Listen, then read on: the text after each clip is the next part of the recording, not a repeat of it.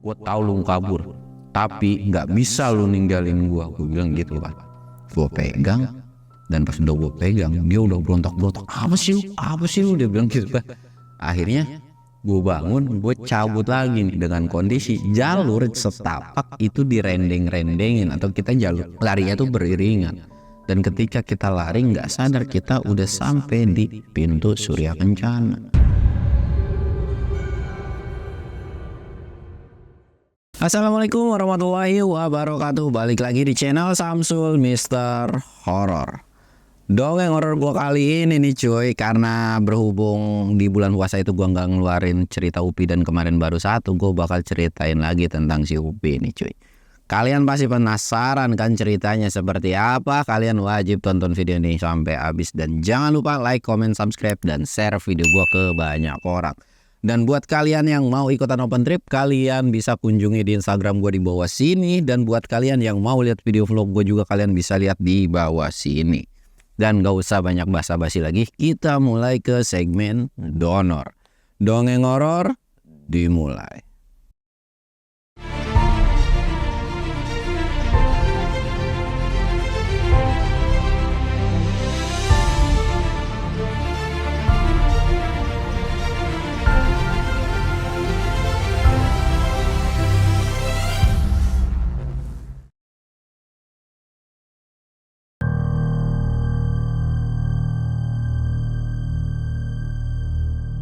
Oke cuy, sebelum masuk ke ceritanya, kita ritual kayak biasa. Kita sebat-sebat, dan udah sebat itu ngops cuy, biar nggak panik kan. Karena kalau udah panik itu udah ribet banget.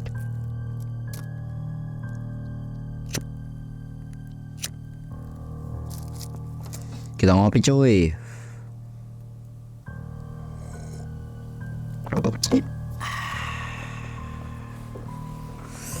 Dan sebelum masuk ke ceritanya, Gunung Gede kemarin banyak banget cuy, sumpah itu, aduh anjir. Ya tapi Gunung Gede tuh nggak heran sih, tapi lu bayangin kan banyak tuh berseliweran. Pasti kalau ada yang viral, apalagi terutama di Gunung Gede, lu bayangin di puncak ngantri, itu udah kayak di pasar Tanah Abang. Wah kalau modelannya kayak begitu udah angkat tangan. Makanya kenapa alasannya kalau ke Gunung Gede gua tuh suka bawa plakat sendiri cuy, yang kayak plat nomor itu ditulisin MT Gede gitu kan, biar nggak rebutan di tugu itu. Karena kalau rebutan, buset, manusia sebanyak itu lu mau kapan kelarnya, keburu maghrib duluan gitu kan lu mau turun. Jadi kalau ke Gunung Gede tuh kalian usahakan milih-milih lah. Kalau mau weekend tuh milih-milih, kira-kira ini rame nggak ya, apalagi kemarin kan masih liburan lebaran gitu kan orang, dan Gunung Gedenya pun baru buka gitu, udah pasti otomatis meledak gitu kan. Makanya lu kalau mau ke Gunung Gede, usahakan jangan di jam-jam atau tanggal-tanggal 2 kesorot atau pertengahan, biasanya agak sedikit lumayan sepi ya, walaupun nggak sepi-sepi banget, ribuan udah pasti ada ke Gunung Gede gitu kan. Bahkan temen gua pun ada yang curhat, anjir gua bawa tamu katanya ke Gunung Gede, sampai susah banget foto buat di tugunya. Dia bilang tuh pokoknya dapat foto di tugu itu sekitar nunggu sejam atau 2 jaman ngantri. Goks cuy, udah kayak ngantri sembako atau lu pergi ke pasar Tanah Abang lebaran gitu kan. Dan ya sudahlah, Gunung Gede mah sudah wajar-wajar saja. Dan kali ini gua bakal nyeritain tentang pendakian Upi, gua, Mamang, dan sama si Rangga nih cuy. Pada saat itu, jujur ya, pada saat ini gua, maksudnya sekarang itu gua bukan enggak sih, lebih ke belum pernah ngelewatin Selat Bintana lagi cuy. Jujur gue pengen, karena kalau ke Selat Bintana itu nggak bisa solo, pasti nggak dibolehin, dan kuotanya untuk jalur Selat Bintana itu sedikit kan. Jadi kalau misalkan ada pengecekan pun itu pasti kekontrol lah, dan gue juga nggak terlalu kenal juga sama petugasnya gitu kan. Ya kecuali kalau ada orang dalam mah bisa-bisa baik, tapi ya kita mah jalur yang normal-normal aja lah gitu kan. Apalagi gue udah dikenal gitu, ya nggak terkenal banget, tapi kalau gue ngasih contoh yang buruk kan nanti juga kalian contoh, no sih ono aja bisa gitu. Enggak lah, yang intinya sekarang tuh gue mau naik bener-bener aja gitu kan. Dan sekalipun gue pengen Selat Bintana, itu harus dapet tim minimal 3 orang, dan 2 orangnya itu harus bisa dibilang ya kuat fisik, kuat bawa berat lah, karena jalur Selat Bintana Itu benar-benar capek serius, kayak penangis lu. Ya kalau misalkan kalian lewat Putri bisa 8 jam atau lewat Cibodas bisa 9 jam, terus sono bisa 13 jam. Itu kalau lambat. Ya kalau cepat sebenarnya bisa 8 jam juga sih, tergantung dari jalan kalian gitu kan. Ya intinya kalau dapat tim yang keong kan, masalahnya di sono area campnya dikit dan lagi juga sumber mata airnya itu agak sulit cuy. Dan oke lah gini. Jadi pada saat itu kita ada job yang dimana kita mengharuskan clear up. Jadi sebenarnya nggak ada keharusan kita harus naik. Yang pada intinya ada temen minta tolong buat beres-beresin di atas. Karena memang porternya itu kalau nggak salah ada ada kendala lah atau ada halangan yang mengharuskan dia harus turun. Jadi nggak ada yang bawa barang turun. Nah itu tuh dapat diinfoin dan ya udah kita sekalian naik aja cuy gitu kan. Nah ketika naik ini Mamang kan yang punya jobnya itu Mamang, jadi ngontek si Upi dan Upi itu kayak udahlah gue ngajak anak-anak yang lain gitu kan, sekalian jalan-jalan aja, ya udah lo ajakin aja gitu kan. Akhirnya dikumpulin, cuman yang dapat itu gua terus sama si Rangga doang nih, berempat doang nih. Udah tuh pas udah dapat berempat, Mamang itu ajak ke mana nih Mang, gue bilang gitu kan, ke Gunung Gede, mau kagak? Ya udah ayo gas, gue bilang gitu. Tapi ya logistik mah aman kan? Aman dia bilang gitu. Lagian lo gak usah bawa tas juga dia bilang gitu. Tumben nih, udah tenang aja, nanti yang bawa tas Upi sama gue aja dia bilang gitu kan. Lo sama Rangga lo tunggang lenggang aja, gak usah bawa air. Intinya pada saat itu cuma bawa 2 tas doang Joy. Benar-benar semua dibawain sama Mamang gitu kan. Nah kayaknya gue agak mikir lagi, gue agak tahu nih tujuan maksudnya pasti ada sesuatu hal yang terselubung gitu kan. Dan si Mamang pun milih jalur Selabintana gitu kan kayak gue. Oke, jalur Selabintana nggak ada masalah gitu kan. Oke lah. Lagian juga gue nggak bawa tas gitu, mau lari deh gue bilang gitu kan. Dan si Rangga pun ngerasa kesenengan deh gara-gara dia juga nggak bawa tas. Pokoknya semua perlengkapan di 2 tas itu doang. Dan logistik pun kita minim, nggak terlalu banyak karena Mamang bilang nanti kita akan ketemu temen gua kok. Masalah logistik kalau udah disuruhkan mah itu udah gampang, udah banyak banget dia bilang. Ya udah kita menurut aja. Singkat cerita kita berangkat ke base camp nih cuy. Sampai di base camp kita istirahat, nggak ada cacicu obrolan apapun, istirahat bangun pagi. Kita mulai trekking itu sekitaran jam 7 atau jam 8-an. Kita berangkat nih cuy. Berangkat gitu kan, jalan santai sambil ngudut sambil begini, petenteng. Ya gimana kagak enak cuy. Berasa gue punya porter pribadi dan porternya suhu semua menurut gue gitu kan. Enak nih, bahkan gue sampai ledekin untuk keran gak, mau gantian gak gitu kan. Udah tenang baik, santai aja dia bilang gitu kan. Oke, gue masih santai nih, gue belum punya pikiran apapun karena memang makanannya juga sedikit. Kalau pikiran gue kalau mereka mau ngejailin pun kayaknya nggak akan kayak gini deh gitu. Dan lagian juga barangnya itu memang bukan barang mau ada tamu dan lain-lain. Gue nggak punya pikiran intinya gue akan dijailin nanti di endingnya gitu kan. Jalan pos 1 udah lewat, pos 2 udah lewat. Nah sampailah pokoknya di sepanjang perjalanan itu gua kagak ada kendala sama sekali. Tapi karena kita saking santainya nih cuy, bener-bener santai banget. Sampai di pos Ciletik itu tuh kita ke maghriban. Dan ketika maghrib itu Mamang ini bilang, udahlah kita ngopi-ngopi dulu bye di sini, ngapain juga cepet-cepet banget ke Surken, laganya juga udah dekat dari sini paling 2 jam kalau mau diterabas lama juga. Ya udah gue mau ngikut gimana kalian aja gitu kan. Tapi kan emang cuaca udah dingin, akhirnya gue pakai jaket. Di situ Mamang bilang, lu ngambil air gitu sono sama si Upi. Ah gue agak mau, gue bilang gue pernah kejadian aneh-aneh di sini. Nah elah masih takut aja lo sama demit, dia bilang gitu kan. Gua amat gue agak mau, enggak nemenin sono gue agak mau, gua gitu kan. Si Rangga kan akhirnya elah gue juga mager lagi. Upi langsung nyeletuk, udah lu kalau agak mau gua aja sendirian. Nah gitu dong. Dan kita pun masa bodoh tuh, gua pribadi, Rangga pun kayak ya udah lu kalau mau sendiri syukurlah. Akhirnya Upi berangkat sendirian, berangkat. Dan gak lama juga ya karena memang dia udah terbiasa gitu kan. Akhirnya dia balik lagi tuh cuy dengan membawa air gitu. Akhirnya kita bikin kopi lah, nyantai ngopi. Dan ngopi itu sejam cuy. Lu bayangin ngopi kita sejam. Dan itu udah nunjukin ya jam 7 lewat. Aduh, kata gue kena malam. Tapi udah deket sih. Udah gak apa-apa kali ya gitu kan. Nah kondisinya pada saat itu Mamang minta tolong. Lu yang kagak bawa tas lu pada di belakang, sedangkan yang bawa tas di depan. Dia bilang gitu kan, jangan sampai main tinggalin lu. Udah gak bawa tas tiba-tiba ninggalin kita. Ya emang kagak, emang gue juga kagak bakalan langsung nyerentang aja kali. Barang-barang gue juga di tas lu pada kan. Gue nyerentang aja ntar lu jahil. Gue bisa hipotermia gue bilang di Surya Kencana. Nah itu lu bagus, ya udah lagian juga kita nyantai ini kan jalan. Iya gue bilang gitu kan. Akhirnya gue jalan belakang nih.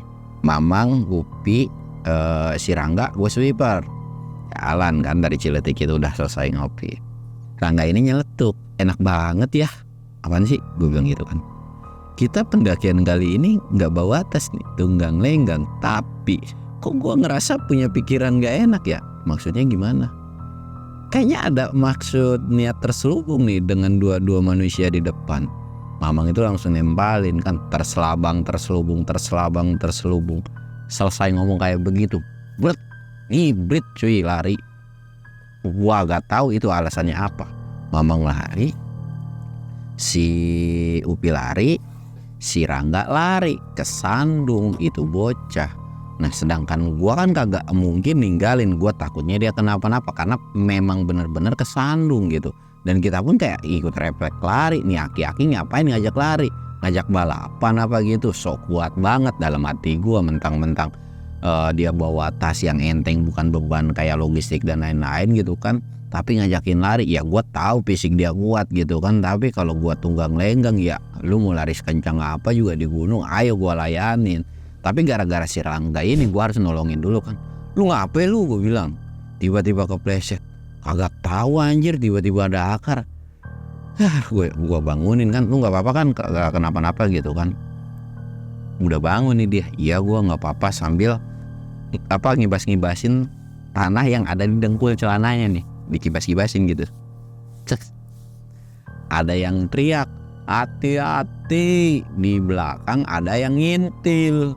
Kita berdua langsung nengok, deng. Gua berdua kagak sama sekali, atau gue juga nggak terlalu ngeruin si Rangga ini cuy. Gue tarik nih baju bagian sininya, gue tarik, gue lempar begini, dia sampai jatuh bahkan sampai duduk. Sialan lu, dia bilang gitu kan. Gue langsung ngibrit lari, dan si Rangga pun langsung tiba-tiba lari kocar kacir gitu kan. Dan karena yang gue lihat di belakang itu cuy, itu ada sesosok kuntilanak yang dimana jaraknya deket banget, jelas banget mukanya. Dan mukanya tuh memang gak hancur sih, tapi pucet, pakaiannya serba putih. Ya lagi pada saat itu kan ya gue juga takut banget ya. Sekarang juga takut sih, cuman gak terlalu berlebihan kayak dulu gitu kan. Gue langsung ngibrit dan teriak. Kata gue, aki-aki ya, kebangetan. Gue lari, bahkan gue hampir mau kesandung kayak si Rangga. Itu tuh sempet ditarik lagi sama si Rangga. Cek, mau kemana lu, dia bilang gitu kan. Dulu posisi nggak kayak gini, tadi gue di depan lu. Wah, gue kibasin aja begitu. Dan ternyata gue itu sempet kepleset, yang dimana jalur itu agak keluar jalur lah gitu cuy. Dan hampir kayak mau nyerosot ke bagian agak curam gitu kan. Dan untungnya si Rangga keburu nolongin. Dan ketika udah nolongin, gue udah berhenti, sosok kuntilanak itu ada di depan ketika gue jahat. Gue bilang, gak, gue tahu nih manusia bakalan kabur gitu kan. Tak, gue pegang, gak, gue tahu lu kabur, tapi gak bisa lu ninggalin gue. Gue bilang gitu kan. Gue pegang, dan pas udah gue pegang, dia udah berontak-berontak. Apa sih lu, dia bilang gitu kan. Akhirnya gue bangun, gue cabut lagi nih dengan kondisi jalur setapak itu direndeng-rendengin atau larinya tuh beriringan. Dan ketika kita lari nggak sadar kita udah sampai di pintu Surya Kencana, atau bisa dibilang udah mau memasuki zona Surya Kencana. Ketika sampai di Surya Kencana, namanya dalam kondisi lari-lari, gue dikagetin ya sama aki-aki. Wayo gitu kan, Itu gue langsung diem dan langsung kaget kalau gue berdua punya penyakit jantung, kelar hidup gue di situ. Gue langsung tak tek tak tek tak tek tak tek. Wah sumpah itu aki-aki sama si Upi, gue caci maki. Itu bocah berdua malah ketawa ngakak kiki gitu kan. Wah elah kayak begituan doang takut, cuman Gundi doang sih. Lagian juga dia cuman numpang lewat, cuman pengen kenalan doang. Biji mata lu soek pengen kenalan. Gue bilang udah yuk cabut yuk. Kemana ini kita? Gue udah capek banget sumpah, gue bilang gitu kan. Ya elah dah dulu apa, lu kan capek, makanya kita santai-santai dulu. Bodoh amat udah yuk. Gue tarik nih si Mamang nih, ayo Mang buru Mang. Gue gak mau dah, dan gue langsung ngecek ke belakang kan. Dan itu kundinya masih ngikutin cuy. Kata gue, tuh kan masih ada. Ayolah gue udah kagak kuat lah. Ya udah ayo dibawalah gue nih.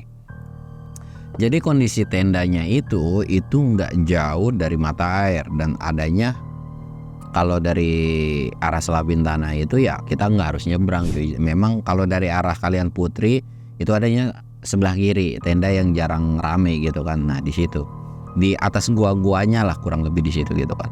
Akhirnya gue melipir dan masuklah ke kumpulan tenda yang rame banget.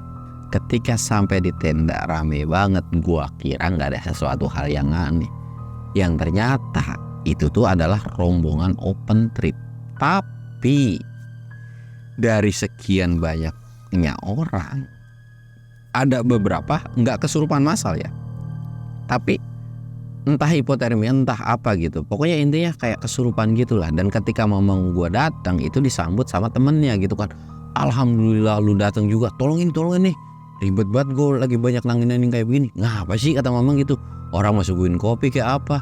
Enggak ini bantuin dulu. Ternyata memang ada yang kesurupan gitu kan. Dan si temennya itu kayak kerepotan lah, intinya udah disembuhin tapi begitu lagi, udah disembuhin begitu lagi.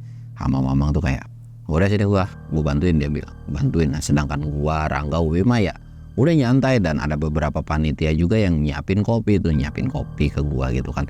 Masih bang gitu kan, ngopi lah gua nyantai. Lu pada berangkat jam berapa sih katanya dari sono? Gua bilang berangkat jam 7 jam 8an sih.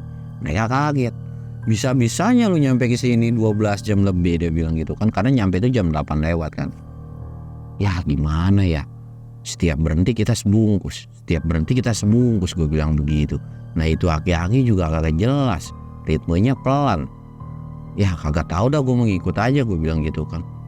Dasar bilang aja kagak mau disuruh masak tuh aki-aki gitu kan. Padahal udah jelas nyampe sini gue mau suruh masak.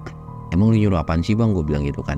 Jadi dijelasin lah kenapa manggil si Mamang itu, gara-gara si porter ini dia tuh ada kendala yang dimana ada urusan lah, jadi dia harus turun ke bawah, dan besok itu nggak ada yang bawa barang, jadi minta tolong sama si Mamang tuh sekitar 1-2 orang, dan ternyata sekarang bawa 4 orang. Ya alhamdulillah lah, jadi ya bisa dibagi-bagi lah gitu kan. Tenang, masalah duit gua tuh langsung garuk kepala. Dan kata gua, si gembel ini orang ngape ya.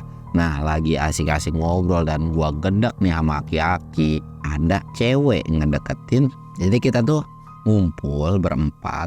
Nah cewek ini tuh nggak nyelip sih, lebih tepatnya memang ada space lumayan cukup banyak, tak di tengah duduk.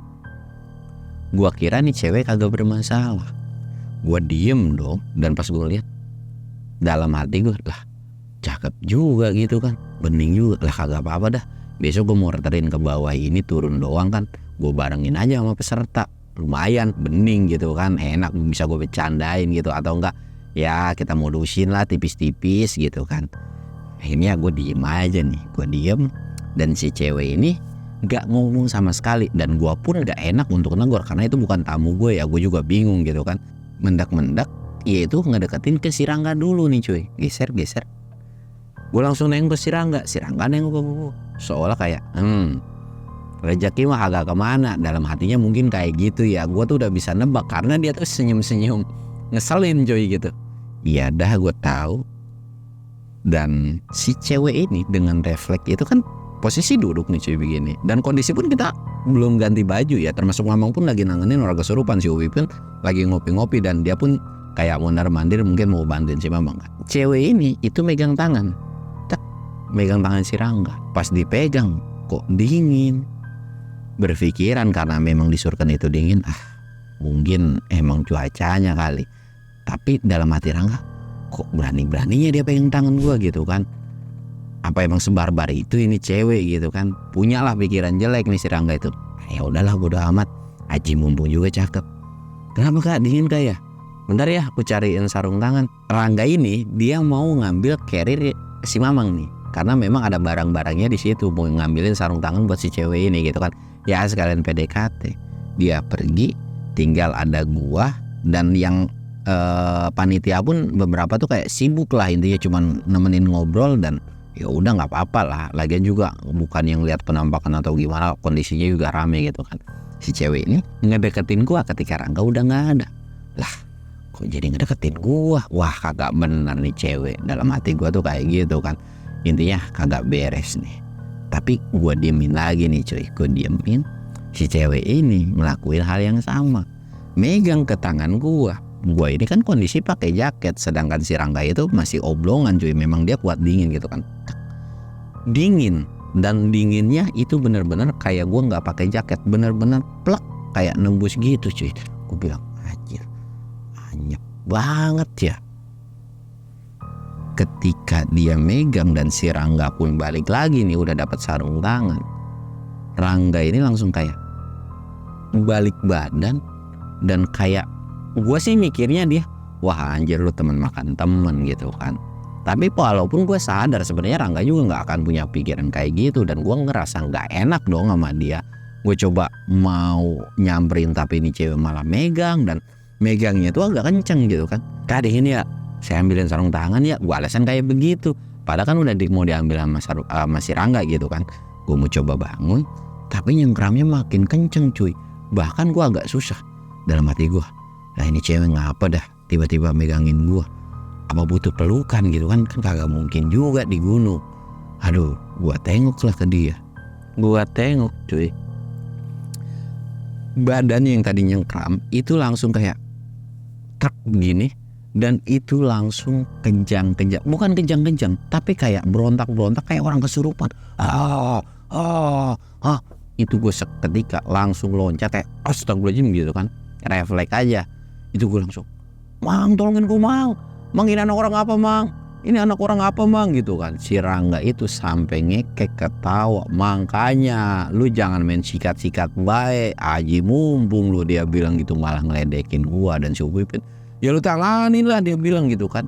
Dan setelah dari kejadian itu cuy, pokoknya gua nggak tahu totalannya, yang pada intinya lebih dari 15, mungkin ada sekitar 20 lebih juga kali ya sama panitia. Setengahnya itu kesurupan semua. Gua agak tahu deh itu penyebabnya kenapa. Intinya semua itu kesurupan semua, dan termasuk si cewek itu kan. Akhirnya semua tuh kayak panik dong, bahkan beberapa peserta juga pada panik. Tapi orang yang lumayan cukup berani tuh kayak pegangin jangan sampai ada yang lari. Itu chaos banget di situ. Akhirnya dipegangin dan si Mamang juga kayak gedek kali ya, disembuhin gitu lagi, entah dengan cara apa. Singkatnya, setengah dari yang kesurupan itu udah mulai membaik, dan ada setengah lagi kan, termasuk sama orang yang kesurupan di gua. Ketika yang kesurupan di gua ini, karena cewek juga, gue bingung mau ngapain nih cewek. Gue pegang baik palanya, gue giniin. Lu diem gak lu? Diem gak lu? Kalau agak diem gue cium lu. Dan gue gituin kan. Gue udah bingung aja, udah gue baca-bacain, udah gue baca surat Anas, udah gue baca-bacain surat Al-Falaq gitu kan, Al-Fatihah, pokoknya ayat kursi juga gue bacain. Dalam hati gue, geblek, nih demit kagak keluar gitu kan. Dan makin kesini bukannya makin tenang cuy, itu demit malah yang tadi awalnya nyengkram cuma satu tangan doang, dia tuh tiba-tiba nyengkram dua cuy, kayak dipegangin gue gini. Tapi dengan kondisi badannya tuh nggak yang berdiri begini, tapi kayak ngangsar aja begitu, narik. Dan gue pun hampir kayak mau jatuh begitu kalau gue nggak nahan gitu kan. Jaket gue sampai ditarik-tarik cuy, sampai belel. Lu bayangin, pada zaman itu gue belum punya jaket yang mahal gitu kan, masih ya jaket-jaket ya lumayan lah gitu kan untuk pada saat itu. Itu jaket gue sampai sobek bulangnya tuh. Jaket bulang itu kan lapisan luarnya itu kan tipis banget, itu ditarik sampai krak, itu bolong cuy. Jaket bulang gue sampai astagfirullahaladzim, ini kenapa, saking gue keselnya kan. Tangannya yang dipegang gue gini, Gua cengkram tuh pokoknya, gua bisa lepas satu gua cengkram. Ini orang kena, ini orang ngadi-ngadi. Tiba-tiba ada yang nyeletuk. Lu kasihin kopi, pengen kopi kali. Dan gua refleksnya karena gua panik ya. Lu mau kopi? Ini kopi ada nih, udah dingin nih, lu minum. Dan gue nenggatin itu kopi ke mulut dia. Dan alhamdulillah itu kopi kagak panas cuy. Kalau panas gue agak tahu lagi dah, itu lidah orang kayak melepuh kali ya minumin kopi. Dan ketika udah diminum, itu disembunyiin ke muka gue. Dan itu ketawa anjir si Rangga sama si Upi. Dan PA-nya itu bocah berdua kagak ngebantuin gue. Gue gedok kan. Akhirnya gue seret nih cewek. Gue seret, gue deketin lah ke mereka. Pi, lu kagak tega nih, lu kagak kasihan ya sama nih cewek, lu kagak apa-apa dah kagak kasihan sama gue, tapi lu kagak kasihan. Ganggu hiburan aja lu, dia bilang gitu kan. Si gebleknya itu dia ngeliat kayak begitu tuh hiburan, dia bilang kan. Karena memang Upi pun pada saat itu nggak bantuin, cuek juga, nggak bantuin Mamang, cuman dia megangin doang kayak gitu. Akhirnya dibantuin lah, dan singkatnya nih cewek mendingan atau bisa dibilang sembuh lah, dan akhirnya dimasukin ke tenda. Gua kan ngeliatin jaket. Ya elah, jaket gue mana sobek. Gue bilang gedek banget dah. Cewek itu masuk nih ke dalam tenda. Dan singkatnya di situ tuh sudah mulai membaik lah.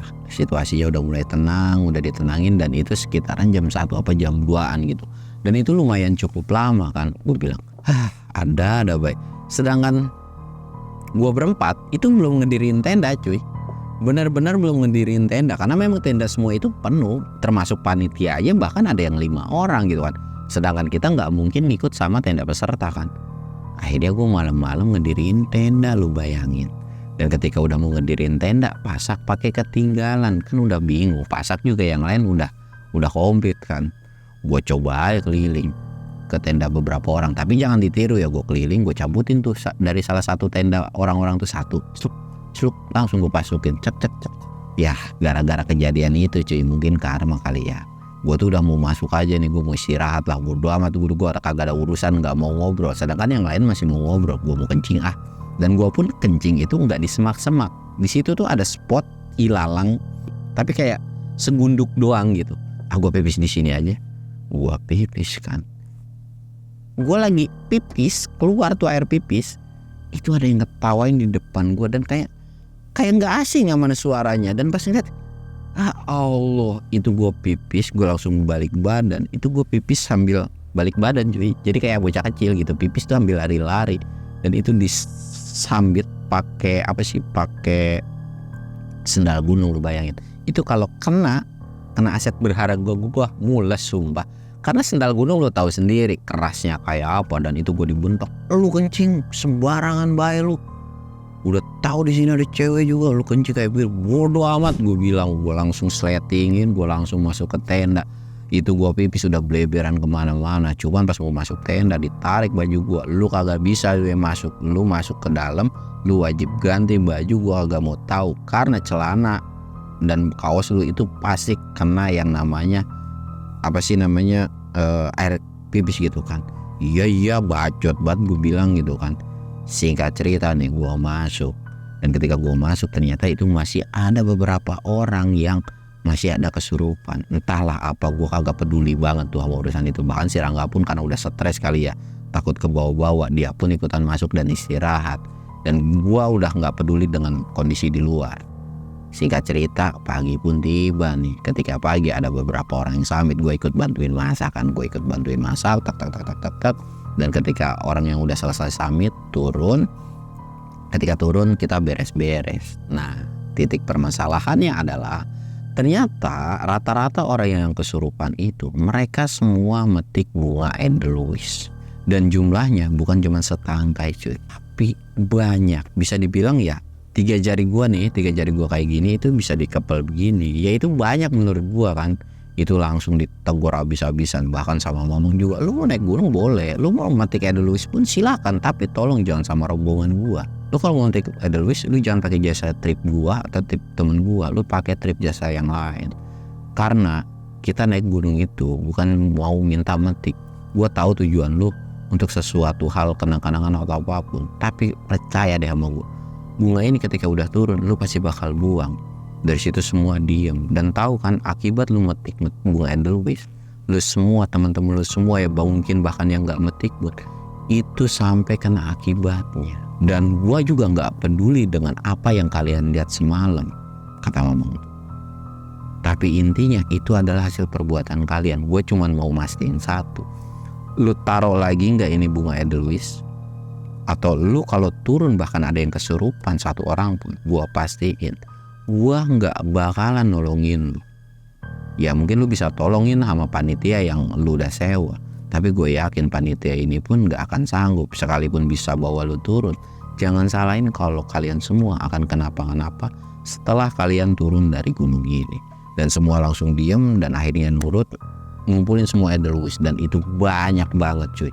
Dari situ kena sanksi lah mama gue, langsung kayak, gue gak mau tahu lu mau nurut apa kagak, gue minta lu semua push up dan suruh mungutin sampah yang memang di area situ, sekecil pun sampah dipungutin. Dan setelah dapet hal yang kayak begitunya, akhirnya semua udah baik-baik aja. Dan mama gue juga udah nggak terlalu baper-baper banget gitu kan. Yang pasti itu pelajaran buat mereka, karena dari beberapa pendaki itu memang ada yang baru gitu kan, dikasih edukasi lah mereka. Singkat cerita, kita semua turun nih cuy. Ketika lagi turun, kita tidak diperbolehkan, termasuk gue pun gak boleh ngeduluin yang namanya porter. Kan gue bingung ya, namanya porter tapi kagak boleh gitu kan.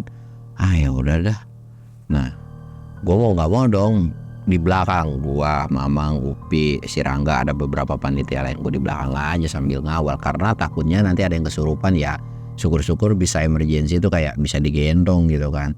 Ya udahlah, yang awalnya gue kagak bawa tas juga tiba-tiba gue bawa tas paling berat. Ya gue juga kagak tahu sih paling berat apa kagak, tapi itu berat cuy. Tenda banyak banget lagi. Gue bilang kesel banget. Ini gue turun cuk sampai di pos 3 ini sebenarnya nggak ada kejadian apa-apa. Ada sesuatu hal yang ujur nih. Si cewek yang narik jaket bulang gua, dia tuh minta maaf dan dia bilang ketika udah turun nanti bakalan gua ganti bang. Oh ya udah, iya. Bahkan dia put sampai kalau misalkan cash gue nggak cukup nanti save aja nomor gue. Ke dalam hati gue, ya Allah rezeki nomblok udah nomor cewek gitu kan. Ya siap. Si Rangga sempet kesel kan, bisa-bisanya lu kayak gitu. Nah si Mamang ini sama Upi dan yang lainnya itu mutusin lah buat motong jalur. Sebenarnya nggak apa-apa juga sih ngeduluin gitu kan, emang akal-akal bulusnya dari mereka aja. Akhirnya kita motong lah. Dan gue tuh dalam hati, ya tahu begitu mengapa agak ngomong. Akhirnya kita motong jalur lama dari pos 3. Bukan dari pos 4 ke pos 3 ya, tapi ini dari pos 3 tembusnya itu akan di bawah pos ojek cuy. Tapi itu gue gak akan kasih tahu, pokoknya intinya tembusnya di bawah. Ayo siap.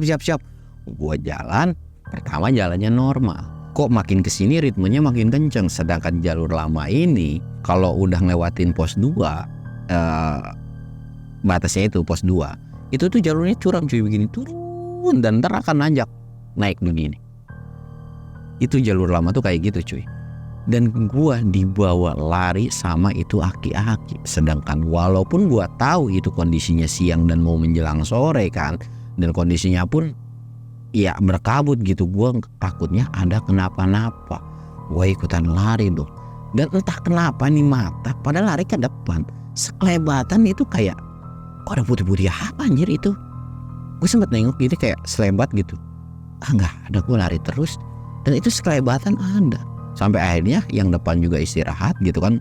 Jarak gue sama yang depan itu nggak terlalu jauh, nggak terlalu dekat juga. Jadi gue ngelihat dia istirahat, gue pun istirahat. Tapi dengan kondisi jalan santai. Tek gitu kan. Si Rangga pada saat itu di belakang. Bahkan ada satu panitia juga di belakang gitu kan. Gue diem aja, gue istirahat ada yang di belakang ini. Pas gue lagi duduk, tak gitu kan, tas ini berat nih cuy, kondisi berat. Si Rangga lari, uang, panitia lari, uang. Gue bilang, kenapa nih orang-orang pada lari? Pas gue tengok ke belakang, geblek cuy, itu kuntilanak. Itu ada sekitar 2 atau 3 biji. Gue langsung bangun dengan susah payah, anjir lah. Gue lari lagi, sedangkan yang depan emang udah sengaja banget gitu kan, dia lari lagi. Gue bilang anjir. Baru kali itu gue dibawa naik gunung sambil morterin sambil apeng-apengan kagak jelas cuy. Udah kayak orang ngerobagung gitu kan. Itu lari nanjak di pus dengan kondisi bawa berat. Jujur nih ya, kalau sekarang gue dibawa kayak gitu, kayaknya dengkul gue nih yang bisa geser-geser itu kayaknya udah otek cuy, udah coplok aja gitu. dan akhirnya nggak ada sesuatu hal yang lebih menyeramkan gitu kan, cuman kayak teror-teror gitu doang. Gue sampai lah nih di base camp, dan sampai di base camp ini ternyata benar masih ada pendaki yang bandel yang masih ngebawa bunga Edelweiss. Dan ya lo bisa tahu itu pendaki harus naik lagi kalau memang dia mau selamat, karena ketika dia udah turun dia bener-bener kesurupan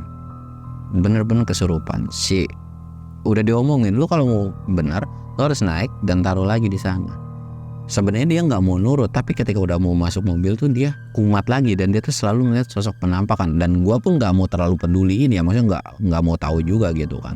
Dan Mamang juga nggak peduliin. Akhirnya ya dari panitia itu tanggung jawab. Akhirnya malam-malam lu bayangin nganterin bunga Edelweiss ke Surya Kencana sama itu bocah, dan nyampainya itu subuh lagi cuy. Ya itu gara-gara kelakuan dia ya. Jadi ketika kalian naik gunung tuh udahlah gak usah aneh-aneh, gak usah ngambil sesuatu yang bukan jadi milik kalian lah, karena akan kenapa-napa nantinya gitu kan.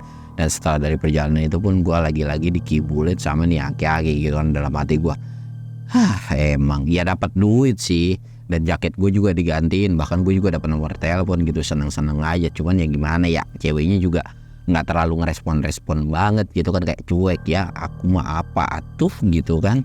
Ya sudah lah, yang penting jaket gue digantiin dengan yang baru gitu kan. Udah alhamdulillah gue juga dapat duit. Ya gue beruntungnya nggak dapet yang teror berlebihan, cuman penampakan biasa. Ya udahlah, itu mah bonus gitu kan. Ya karena kondisinya ketika turun itu alhamdulillah gue selamat, nggak ada kejadian apapun lagi gitu kan. Dan dari situ pun akhirnya kita pulang ke rumah masing-masing, dan enggak ke rumah masing-masing sih, lebih tepatnya ke base camp gitu kan. Dan kita ngopi-ngopi, nyantai-nyantai, dan udah menikmati aja begitu, ngabisin duit hasil dari morterin dadakan langsung habis cuy, pada malam itu juga sama keluarga gitu kan. Tapi ya udahlah, namanya kebersamaan itu lebih nikmat kayak gitu kan. Dan mungkin ceritanya cukup sekian cuy. Ya pelajaran yang bisa diambil dari cerita ini tuh mungkin apa ya, ya gue sih cuman mau menggarisbawahi ya, sekarang tuh banyak pelaku pendaki yang nggak bertanggung jawab, lebih tepatnya ya gue juga nggak bilang si A, si B, si C gitu ya. Banyak pendaki yang naik itu gara-gara FOMO, gara-gara ikut tren, gara-gara sering lihat di Instagram atau sosial media lain. Mereka tuh selalu mengabaikan dengan peraturan-peraturan, apa sih yang nggak boleh di gunung, apa sih yang boleh di gunung gitu. Jadi kayak bahkan untuk masang tenda aja kadang-kadang mereka itu sulit. Jadi kalau kalian mau naik gunung, kalian harus punya pengalaman, punya pengetahuan juga lah, jangan sembarangan. Ya syukur-syukur kalian naik dengan orang yang berpengalaman gitu kan. Tapi kalau kalian cuma modal nekat, modal naik gunung doang gampang gitu, udah dah mendingan gak usah. Ya mungkin itu doang sih pesan-pesan gue buat kalian ketika kalian mau naik gunung. Ya ceritanya pun cukup sekian. Mungkin gue Samsul undur diri. Assalamualaikum warahmatullahi wabarakatuh.